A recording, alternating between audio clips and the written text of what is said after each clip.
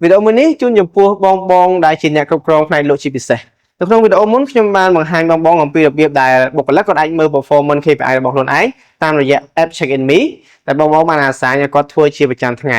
អញ្ចឹងនៅក្នុងវីដេអូនេះដែរខ្ញុំនឹងបង្ហាញបងដែលគាត់ជា sales manager ឬក៏ជា admin ដែលគាត់កាន់ system ឲ្យគាត់អាចចូលទៅមើល performance របស់បុគ្គលិកតាមរយៈ KPI dashboard ជាពិសេសមុខងារ report ដែលអាចបងទាញយកព័ត៌មានលម្អិតអំពីរបាយការណ៍របស់បុគ្គលិកម្នាក់បានជា PDF file ព្រាមតែម្ដងអូខេតោះទៅមើលពីការបង្ហាញរបស់ខ្ញុំទាំងអស់គ្នាអញ្ចឹងជាដំបូងអ្នកទាំងអស់គ្នាអាចចូលមកកាន់ system check in me ហើយយើងចុចយកមុខងារ KPI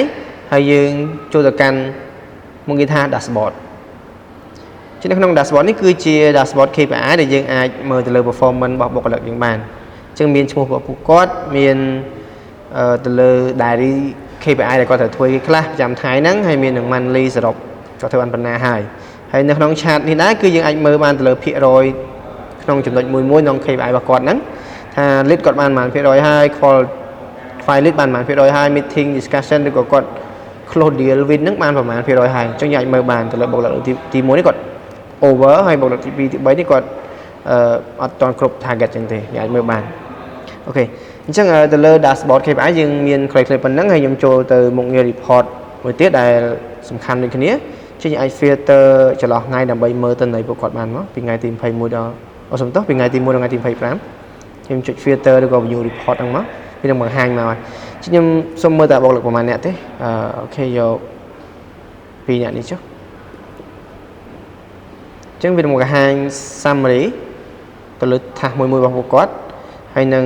detail ទៅលើ activity គាត់មកចំណុចគាត់បានធ្វើគេខ្លះអញ្ចឹងយើងមានទិន្នន័យតែគាត់មួយ meeting discussion គាត់បានជួបភ្ញៀវប្រហែលអ្នកលេខទូរស័ព្ទអីគេខ្លះ company ឈ្មោះអីគេយ៉ាងទៅ status ប្រហែលលោកបានលុយប្រហែលអញ្ចឹងវាមានបង្ហាញទាំងអស់អញ្ចឹងទៅហើយ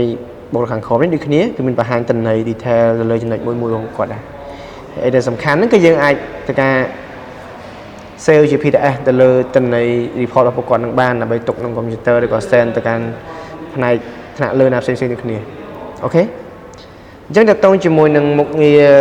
ក្នុងការមើល KPI dashboard ឬក៏ performance KPI តាមរយៈ system ហ្នឹងគឺយើងមានតែប៉ុណ្្នឹងទេសម្រាប់ sales manager ឬក៏ admin ដែលគាត់កាន់ system ជាពិសេសអូខេអញ្ចឹងសម្រាប់វីដេអូនៅថ្ងៃនេះគឺមានតែប៉ុណ្្នឹងទេហើយយើងជួបគ្នានៅវីដេអូក្រោយទៀតបាយបាយ